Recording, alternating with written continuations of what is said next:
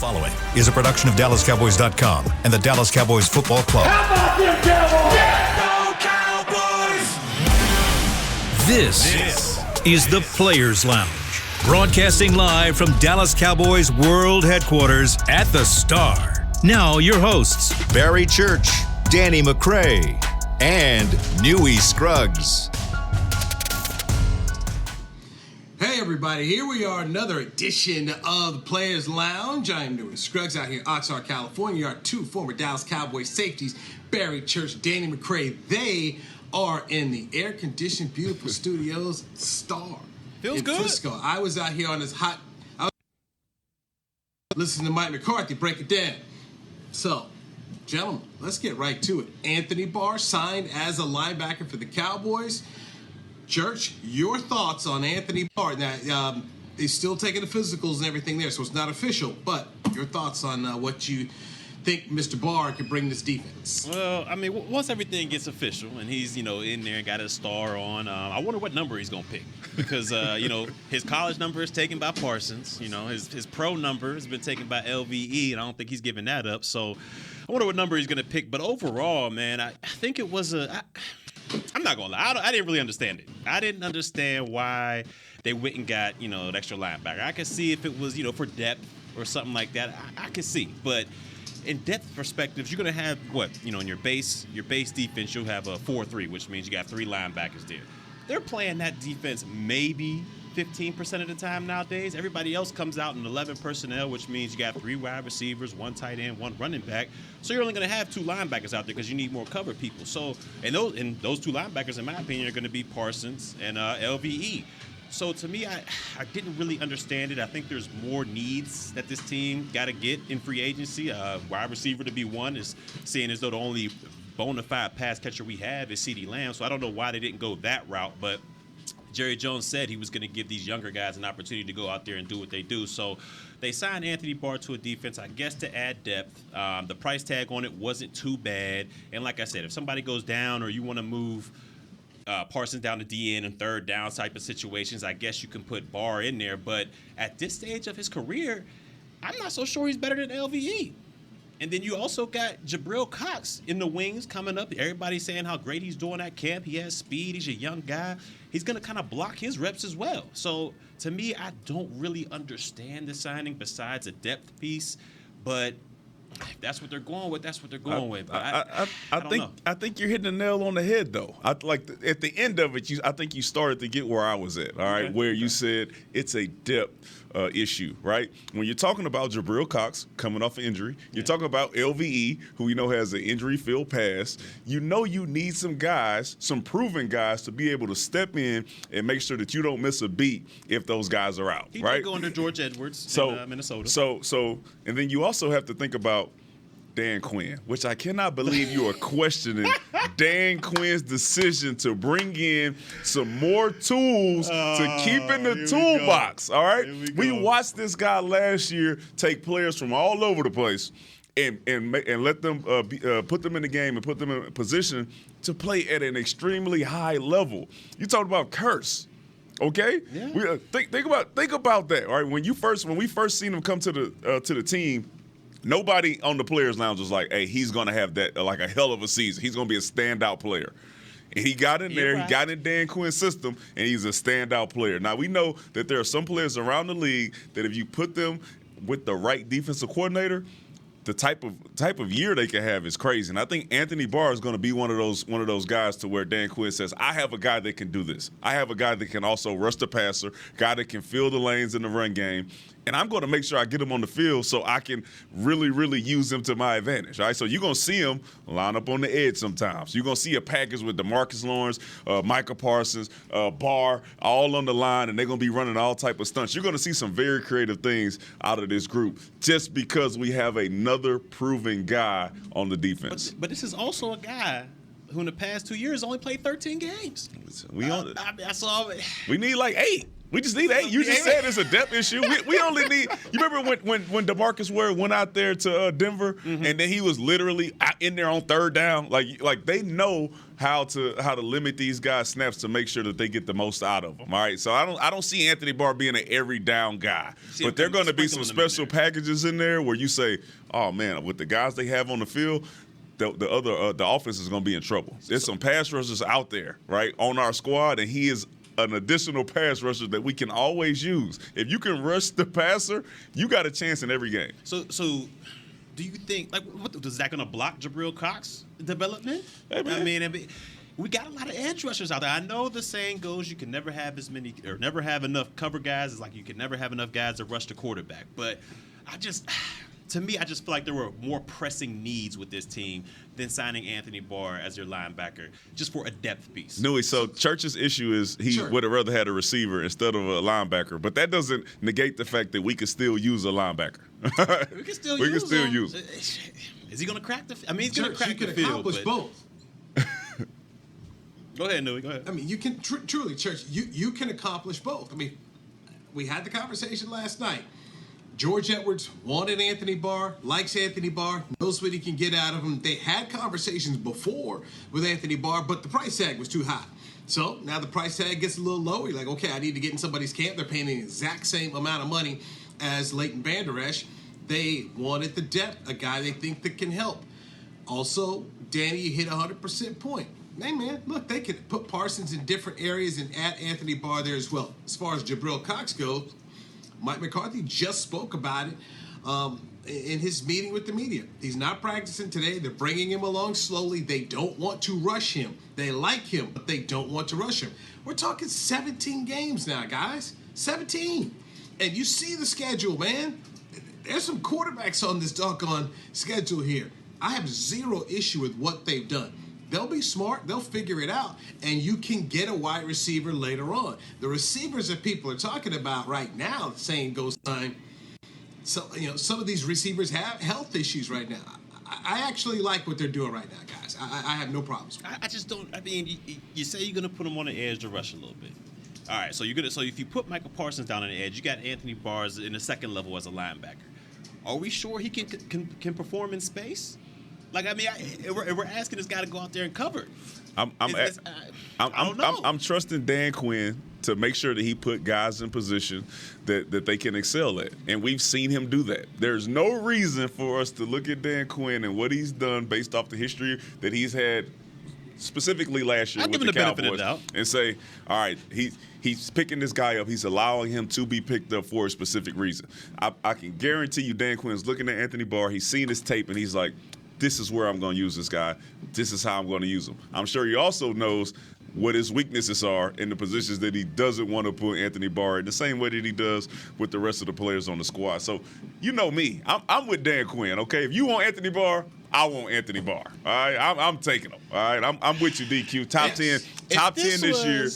If this was 2003 and, they were coming out in 21 personnel, 12 personnel. All right, I can see. We got us a thumper in there. This is 11. Wow. People are going to come out here in 10 personnel, 11 personnel. They're going to be throwing the ball all over the yard. Well, I mean, when you look in our division, it's not really going to be that way. I mean, you got Daniel Jones. They're going to try to run it with Saquon. You got the Washington Commanders, who are going to try to run it with Gibson and in their other running back. Because you got Carson Wentz. Like, you got to try to run the ball. Yeah. And then you got Philly. They're gonna run the ball. Like Jalen Hurts is Jalen Hurts, but he's going like their offense is based off the running game. His ability to run and Miles Sanders' ability to run as well to open it up for those receivers that they got out there. So we're gonna be playing some teams that plan on running the ball. And Newey, if you remember, what really opened up the box for us last year was Denver coming in here and running the ball down our throat. All right, so we saw two teams, the 49ers and the Denver Broncos, that came in, and now we are basing our additions off those two performances. We need to be able to stop the run. Yeah, we also need to stop the pass because the division ain't nobody worried about it. The division, it is what it is. But you got a run stopper and a pass rusher at the same time. You got a run stopper. So we're gonna put him, Parsons, D-Law, and bash them on the same line. If you want to put 5 down and bring some pressure, yeah, you got another guy who can do that. I think we're looking at Barr in one of his first 4 years. We can still get another receiver, bro. We'll be okay. Don't worry about it. All right. Hey, Newey, remember this conversation, all right? Because when Anthony Barr get out there and start making plays like Dalton Schultz did, we're going to be back on church again. We said the same thing about Keanu O'Neal. When he first came in, oh, man, he making plays out there. And then towards the end of the season, he couldn't sniff the field. Hey, it happens. He got hurt. We going to see. Didn't he get hurt? We going to see. We going to see. Church, what I'm trying to understand is why you don't trust Dan Quinn. Because this, to me, is all about a trust factor, because trust requires 3 things: time, proof, and consistency. And Dan Quinn and what he's doing and running this defense, to me, should have your trust. Hold on now. I don't understand why not. If you look at history, we've seen this happen before. Number 1 defenses coming back that next year, not performing that same way. We wasn't number one. We still we've going seen up. it happen. We weren't the number 1 defense. We still going up, right? So since we wasn't top 10, we gonna move into the top 10. So I think you got 2 or 3 more years before you see us go on the decline. I'm just saying, we've seen it happen. The number 1 defenses go out there, ball out of control. The defensive coordinators on top of the world. Then they come back that next year. Offensive coordinator got a chance to look. Now, Seattle wasn't like that. Now they had a bunch of years where they were at the top of their game. Come on now, they had a bunch. They had some top 75, top 100 players on there too. Yeah, I'm saying that we do. We got Michael Parsons. Yep. We got Trayvon Diggs. Come on, bro. That's 2. That's 2. I'll come on, dog. Come on, man. That's 2 now. Go ahead. So, church. This is real simple. It's a yes/no question, because Danny and I trust Dan Quinn. Do you trust him? Come back to me in that one. Come back. I'm gonna say. Let me see the first couple games first. Can I see the first couple games first? For you to have to trust Dan Quinn? Can I? I'm saying the man had a heck of a year last year. A heck of a year. Got the most out of all his players. I'm saying, but I've seen this story before. I've seen it. We weren't the number 1 defense though. You talk about guys who were at the top. So consistency is your question. That's all I'm saying. Let me watch to week 3. Let me get to week 3 and see because he got 2 big time tests in the first 2 weeks, right? We got Brady and we got Joe Burrow. So let me get the first 2 games and then we see what goes on. No, because listen, you're not going to base it off the first 2 games, because last year when we played Tampa Bay, we had 4 turnovers, but we still lost the game and gave up a bunch of points. Mm-hmm. You would not have assumed that our defense was going to play as well as they did throughout the rest of the season. Give me some more games then. Give me some more games then. I'm not going to sit there and say it's a solid fact that Quinn's going to come back and ball. Number 1 in third down, number 1 in turnovers. You have a reason to trust this guy, because the year before, we've seen it happen before. Let's not let church forget. Okay, the year before Dan Quinn got here, what Jordan Lewis, Anthony Brown, Trayvon Diggs, and those guys look like. Okay, and then remember what they looked like last year when Dan Quinn got here. There's a reason for you. He also brought in a superstar now, Michael Parsons. Let's not act like that's not a difference now. They drafted one, but the rest of those guys played tremendously better. And a lot of them was picking back off of Michael Parsons. Like him getting to the ball helped Trayvon Diggs perform better. Is Michael Parsons playing this year? Yeah, he's gonna play this year. So what are we talking about? But I'm not completely He's sold on the field this year. I'm sold on Parsons. I'll say I'm on Dan Quinn's kids. I gotta So if you saying they piggybacked off Parsons last year, Parsons is here, so they can still piggyback off the guy. They can still, but Anthony Barr can also piggyback off the guy. I just don't see it. Okay. I don't see it, man. I don't see it. We'll see though. You think about Jasper Brinkley. That's what's up. He thinking about Jasper Brinkley when they picked him up. Do Jasper like that, That's man? what you're thinking about. This ain't that, okay? This ain't that. This ain't this. All right, okay.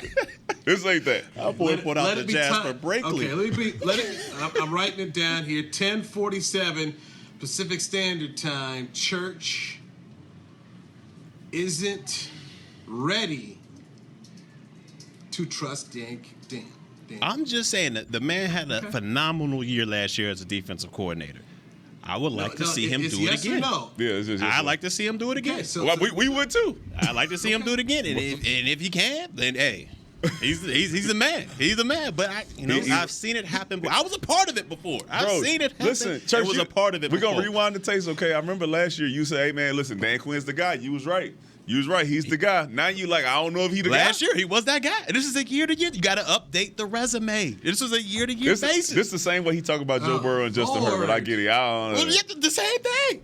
I don't understand. The same thing. The same thing where you wrong. The same thing. Herbert was better the first year. Burrow was better the second year. Here come the third year. Here come the third. We gonna see. Joe Burrow is a better quarterback than Justin Herbert. Oh man, he got better talent around. That's all you gonna hear when the Cowboys go play against you see the offensive Chargers. line? We talking about? Did you see Joe Burrow's offensive line got Did you sacked see Joe 51 Burrow's skill times? positions? Herbert sat up there and played with what's old boy from Northwestern, who was all pro. And the Cowboys are still getting after him. Stop this. We ain't gonna act like they just had an all-pro offense, like their offensive line was the greatest in the NFL history. They was still getting after him. They was better than Cincinnati. The Cowboys was still getting. They was better than Cincinnati. That's what we compare right now. Cincinnati's skill squad was a hell of a lot better than the Chargers. Bro. Man, come Austin on, Eckler, Joe Mixon. Who's better, Austin Eckler or Joe Mixon? No, you said hell of a lot better. Yeah. You can say that one is better than the other. Austin Eckler is a better pass catcher and better out of the backfield than Joe Mixon. He might be better out of the back. Joe Mixon. Overall, I'm talking about overall. Joe Mixon wasn't even on the field on third down in the Super Bowl. Remember? I forgot the guy who got stopped on third down. He might have got maybe 2 or 3 third downs.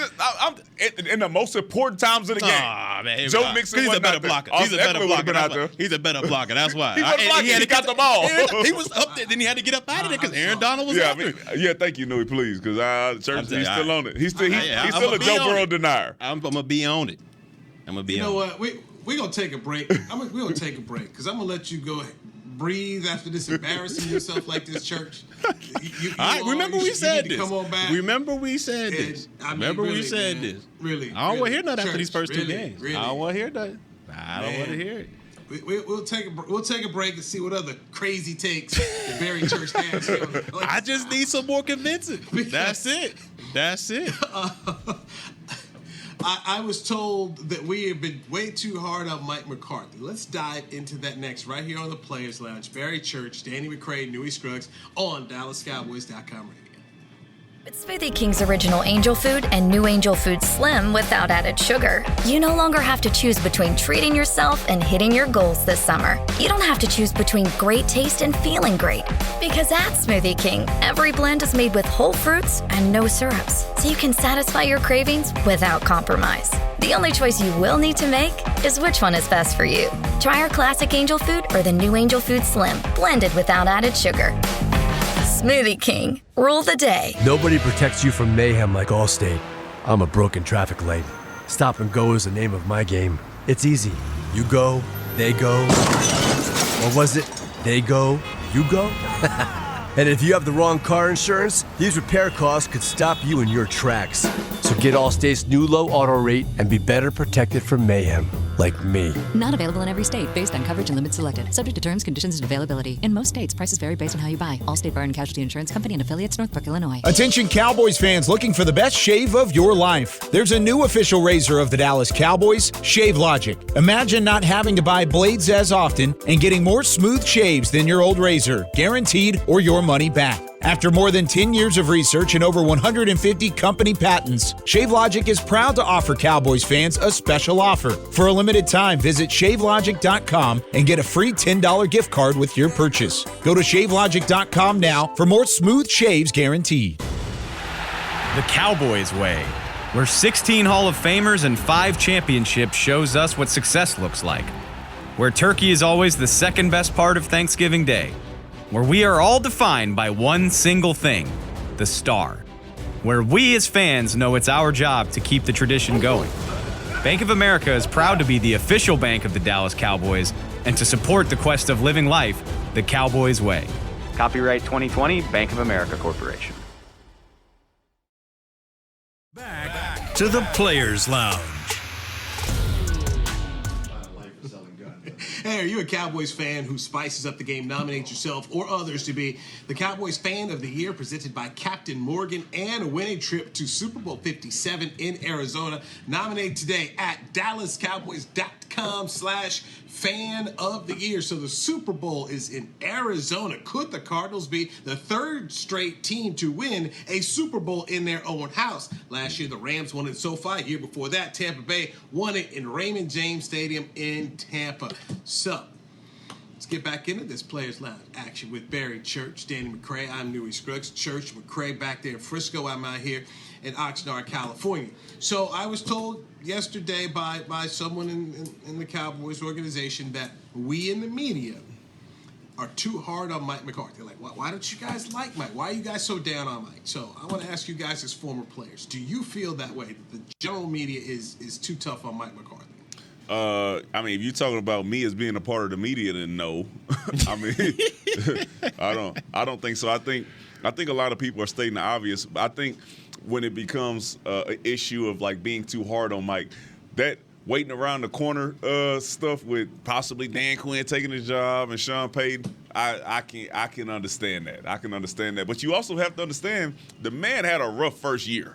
Yeah. All right, with some very talented players on the squad, and even with that going down, the way that we performed as a team did not leave people with a lot of confidence that it was going to get better. All right, so his start has been a little shaky.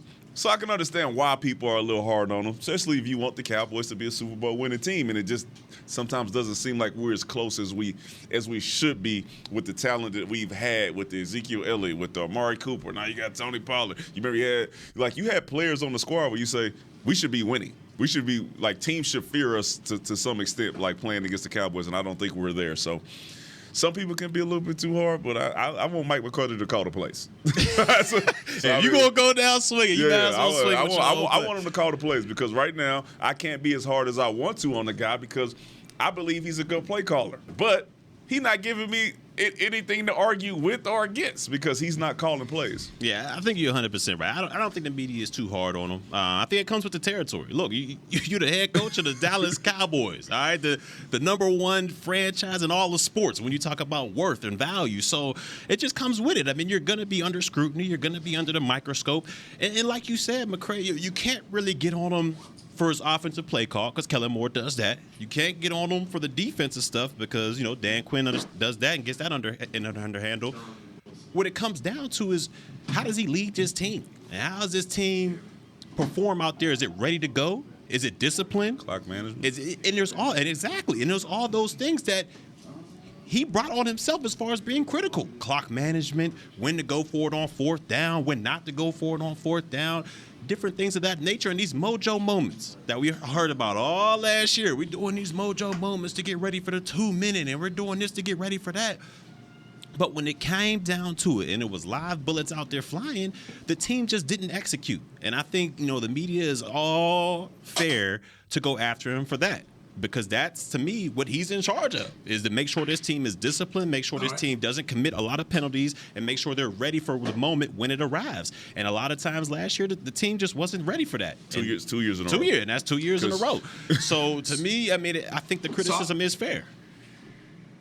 I'll come back to what, within the conversation, some of the points that you guys made, we were making as well, which was game management. You say, like, okay, he's supposed to be an offensive guy, but he's not handling the offense. He doesn't handle the defense. So here he is in charge of game management, and the game management hasn't been good.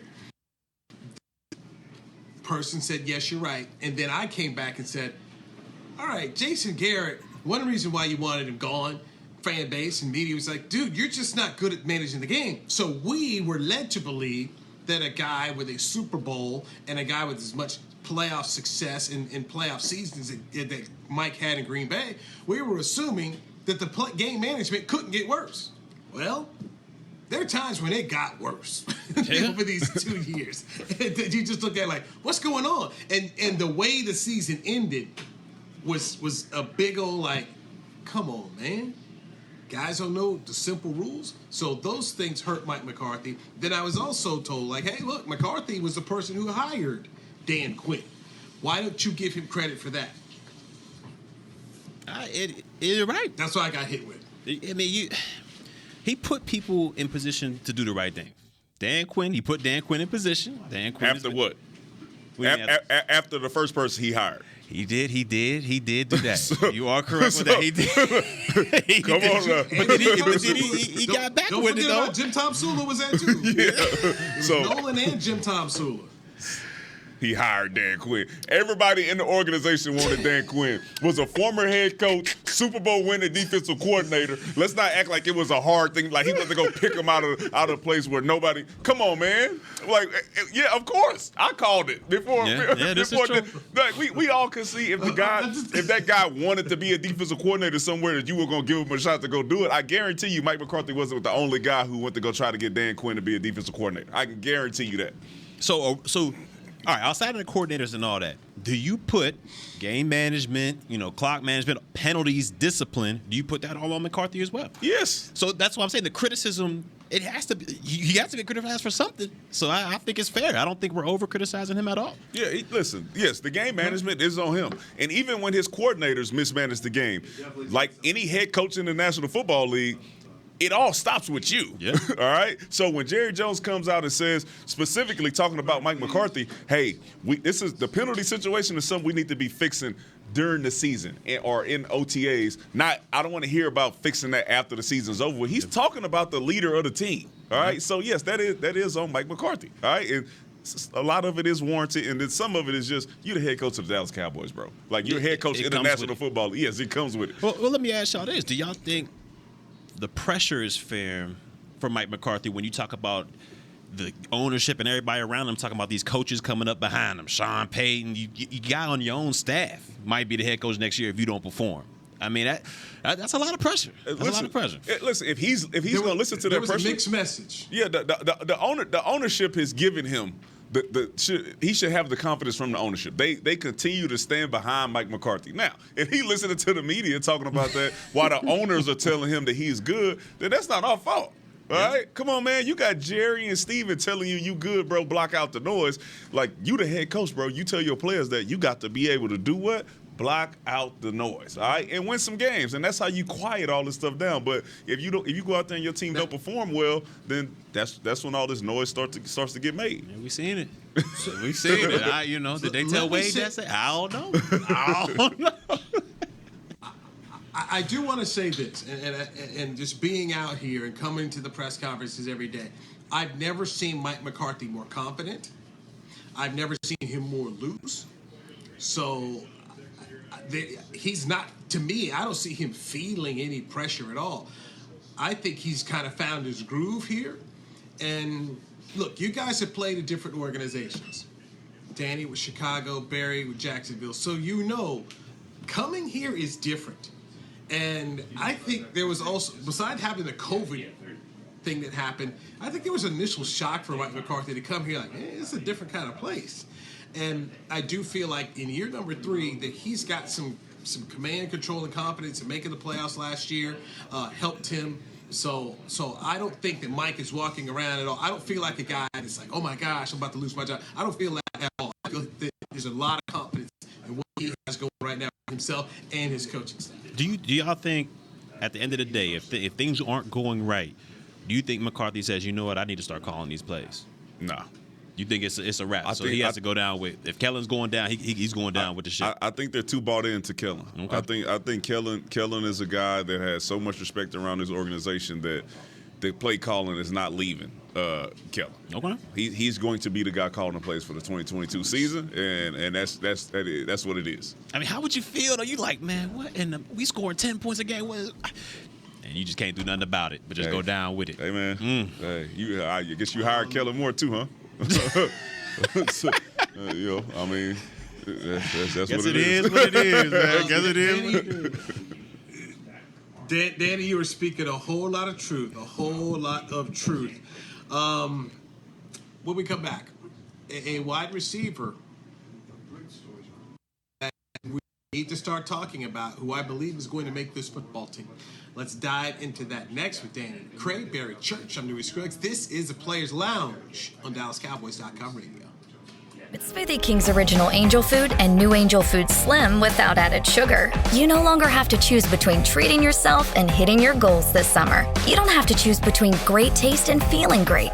Because at Smoothie King, every blend is made with whole fruits and no syrups, so you can satisfy your cravings without compromise. The only choice you will need to make is which one is best for you. Try our classic angel food or the new angel food slim, blended without added sugar. Smoothie King. Rule the day. Attention Cowboys fans looking for the best shave of your life. There's a new official razor of the Dallas Cowboys, Shave Logic. Imagine not having to buy blades as often and getting more smooth shaves than your old razor, guaranteed or your money back. After more than 10 years of research and over 150 company patents, Shave Logic is proud to offer Cowboys fans a special offer. For a limited time, visit shavelogic.com and get a free $10 gift card with your purchase. Go to shavelogic.com now for more smooth shaves guaranteed. Nobody protects you from mayhem like Allstate. I'm a broken traffic light. Stop and go is the name of my game. It's easy. You go, they go. Or was it they go, you go? And if you have the wrong car insurance, these repair costs could stop you in your tracks. So get Allstate's new low auto rate and be better protected from mayhem, like me. Not available in every state based on coverage and limits selected. Subject to terms, conditions, and availability. In most states, prices vary based on how you buy. Allstate Bar and Casualty Insurance Company and affiliates, Northbrook, Illinois. We paid how much for those lessons? Shh, she's doing great. Oh yeah, totally. Can you pass me a Pepsi Zero Sugar? Great job, honey! Oh, look at that. That's not the end. No way. Now it's time for the encore. You know what? You're right. 5 times? Not enough times. For everyone who traded in rock concerts for their kids' recitals, you've compromised enough. Pepsi Zero Sugar. That's what I like. Back to the Players Lounge. Dallas Cowboys training camp presented by American Airlines is back in Oxnard, California. Check out all of the excitement for free. Enjoy daily practices, activities, and more at the River Ridge Fields through August 16th. For more information, visit DallasCowboys.com/training camp. You are in the Players Lounge. I'm Newey Scruggs here in Oxnard, California. Barry Church and Ray are back in Frisco, Texas at the Star facility. So, all right, guys. Dennis Houston, number 3. Now, he's number 3 in white because number 3 on the defensive side is Anthony Brown. He is an undrafted rookie, and Dak Prescott likes him a lot. So, barring he becomes all Oxnard, can't do anything in the preseason games, this is a young man that I think is because Dak Prescott likes him a lot, and he is throwing to him. So, gentlemen, start looking out for this young man. Listen, I told y'all, okay? I told y'all, system. I'm telling you, okay? I have been seeing CeeDee Lamb make a lot of plays. But there is something to be said about the history of the play calling and the way that our receivers are done here, all right? We had the same thing about Cedric Wilson and Noah Brown last year, all right? And we all continue to say the same thing. We got this weapon, that weapon. Why are these other guys getting so many targets and catches in these big-time moments? Now, nothing against Houston, but I'm starting to see that same type of pattern come about this year, man. I don't like to – somebody got to shine. I get it. But Dak Prescott, only person I should be hearing that he likes is Tony Pollard and CeeDee Lamb. That's it. That is it. I don't want to hear nothing else. You ain't lying about that. Now, the Houston kid, I've seen, a couple things where he's been making some plays out there. So, hopefully he'll get his opportunity, especially with the injuries we have at receiver, to go ahead and shine and maybe even make the team. But one advice I would give to him is make sure you're balling on teams as well. You can do all you want at the wide receiver spot. You can go out there balling all you want. But if you're not doing nothing on teams, it's going to be hard for you to make the squad. So hopefully he's balling on teams. But back to what you were talking about at the wide receiver position. You're 100% right. All right, I've seen CeeDee Lamb out there making plays, balling out, and I hope that translates to the regular season. Because like you said, this is more of a system offense where it's not just, featuring one guy, force-feeding one guy. They spread the ball around, and I get it. You got to, spread the ball around a little bit to have success in the league. But if you got a bona fide dog out there that's leaps and bounds better than the rest of the receivers that you have that are, minus Michael Gallup because he's not healthy right now, but you got to force feed that guy. I mean, you got to find ways, like Devontae Adams in Green Bay, like Jamar Chase in Cincinnati. You got to find ways to get this man the ball. So I'm hoping what I see in camp so far, where CeeDee Lamb's catching this pass on the sideline, catching this deep pass, doing scrambling drills, catching these passes, I hope they translate to the season because we're going to need that guy to ball out, especially early on in the season with the limited amount of receivers we have out there. So hopefully they get CeeDee Lamb featured first and foremost, and then the rest of these guys, the ball comes your way, just get ready to make the play. So Nui, who would you say that if you had to do the top 3 receivers right now, receivers, is CeeDee Lamb, and then based on their performance in camp, who are the 2 following CeeDee Lamb?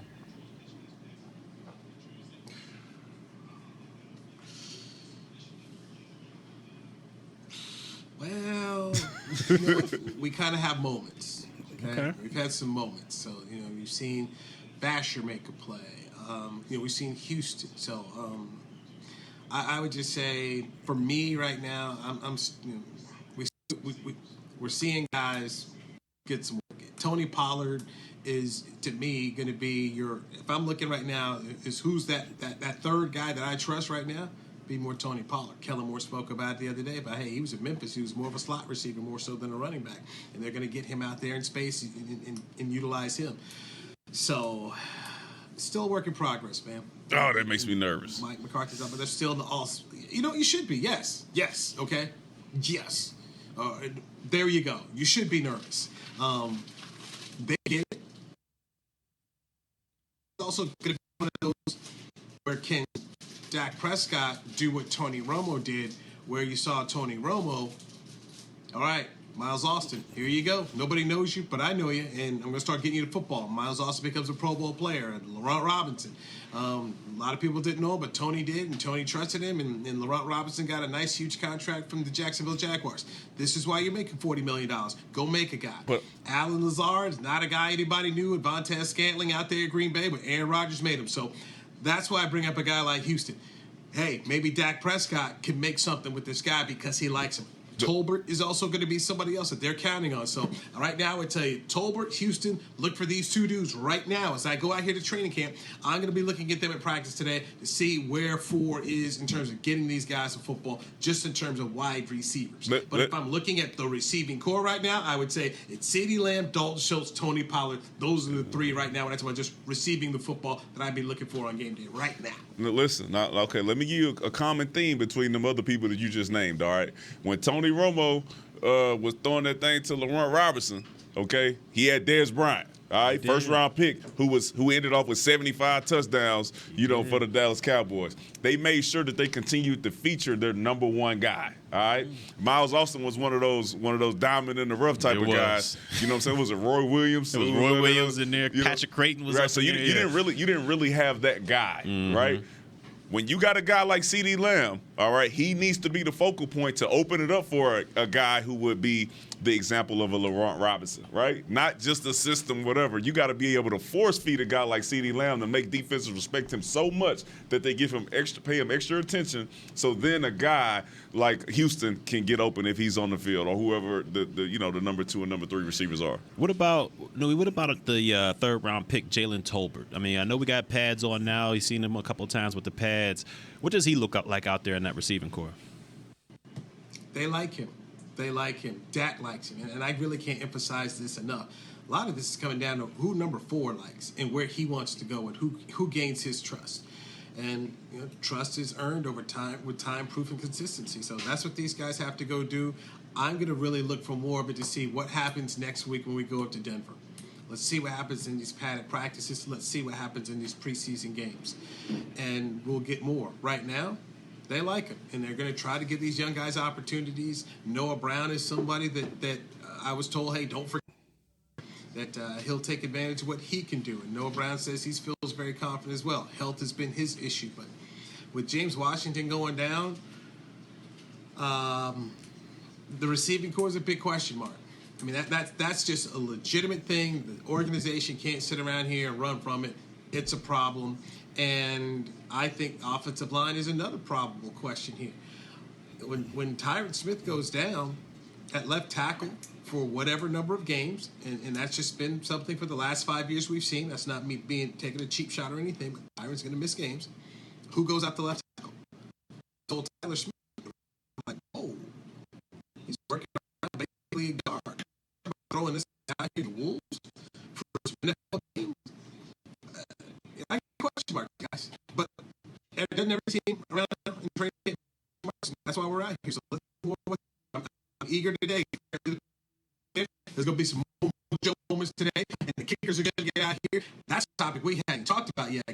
kicking situation right now is scary. 23% of NFL games decided by 3 points or less. And right now, I would not take any of these guys on your fantasy football team.